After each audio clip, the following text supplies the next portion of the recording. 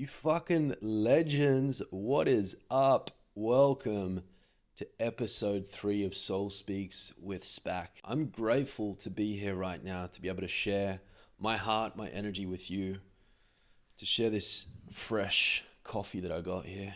Oof, I like it hot. Delicious. Organic coffee, freshly roasted on the stove, a little bit of coconut milk. Mwah, mwah. Today I'm dropping in from the beautiful Algarve, Algesur here in Portugal, where I've been living for the last 3 months, the whole summer here.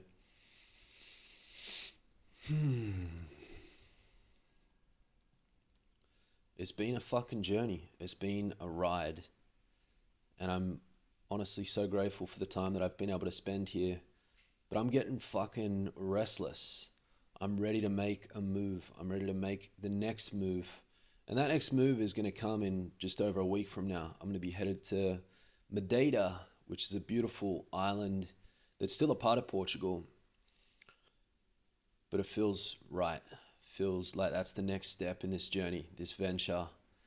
And I'm excited. I don't know about you. Do you get those feelings where you feel like it's time to move on? Whether it's from a relationship, a home environment, a job. Do you honor that sign? Do you sit with that sign? Do you feel into that sign that maybe it's time to move on?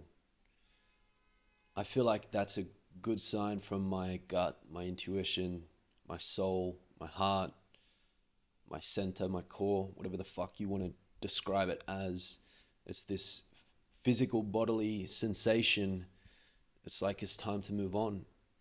And in the past, I've ignored that. In the past, I've been so driven by a goal or by doing something and so stuck in my mind that I've ignored that sign from my body. And so I feel as though since being on this journey for the last 2 years, living this alternative life, it's been an awesome opportunity to strengthen my intuition, to tap back into that.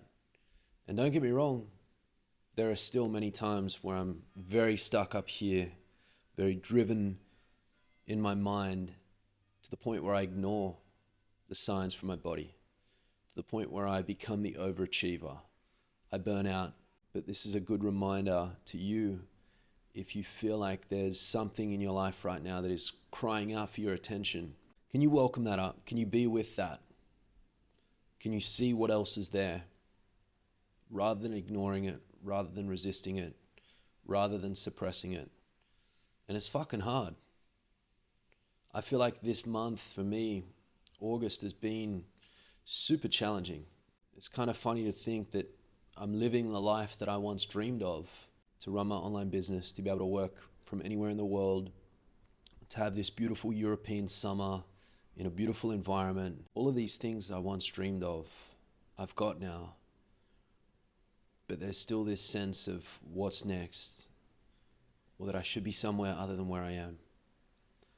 And so again, it's a reminder to you that the grass is not always greener on the other side, as cliche as that may sound.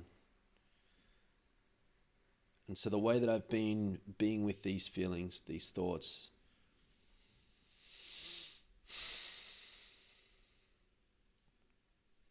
is to take a moment, is to unplug and to sit with the feelings, to sit with the thoughts and see what is underneath the surface, to see what else there is to learn. And I've been the lone wolf for a good chunk of my life, and I still have that tendency to isolate myself, to shut myself off from the world, to shut down. But what I'm realizing is that I can't really do this alone. Even though my ego thinks that I don't need anyone or anything, I realize that there's support out there, and me seeking support from other people is actually really healthy, is important. And as a coach and as someone that supports other people, when I have my own stuff come up, it feels as though it's really fucking with my sense of self, my identity. And so what I'm learning is to release my attachment to this identity of being the coach or the healer or the guide or the mentor. Because the reality is I'm a human being and I feel things. I feel a lot of feelings.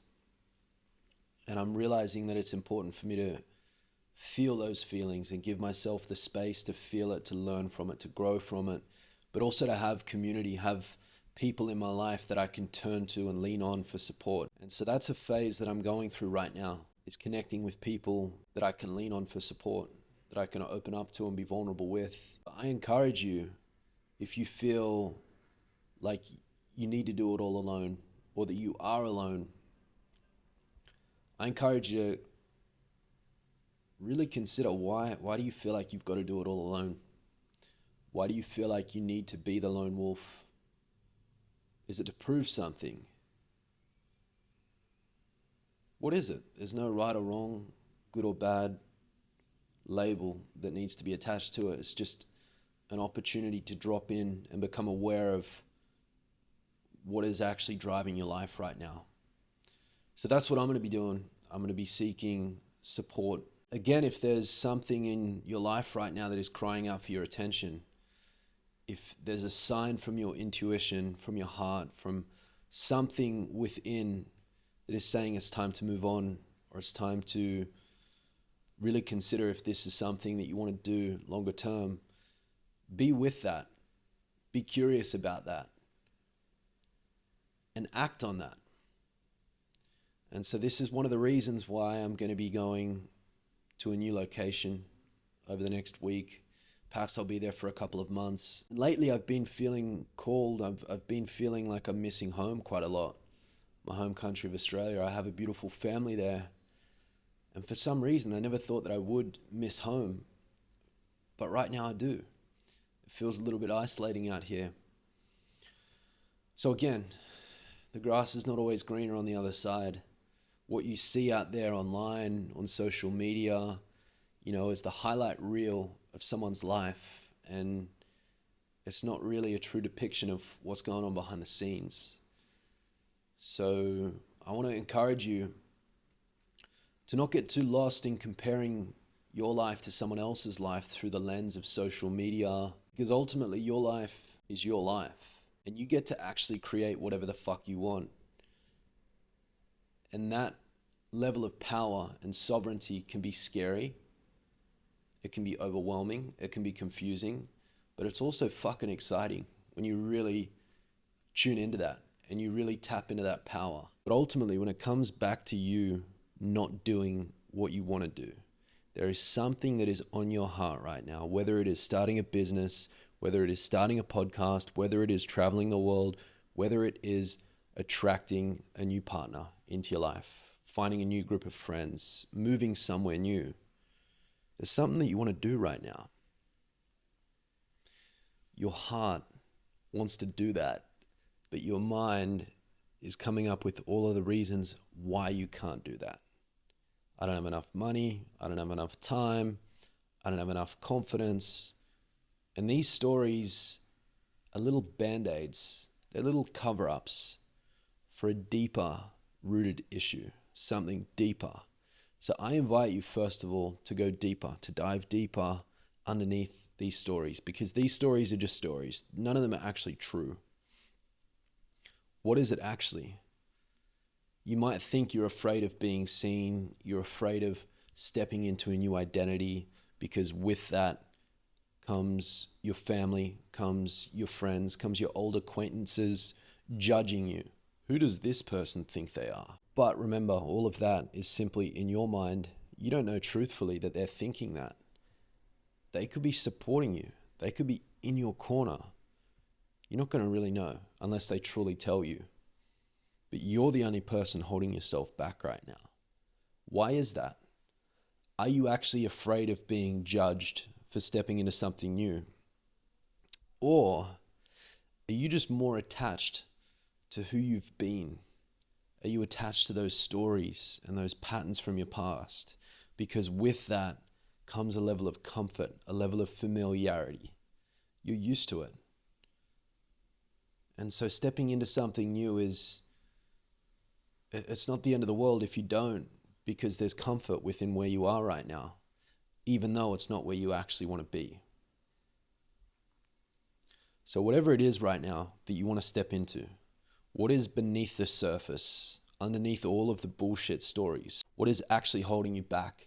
Because that is where your transformation lies.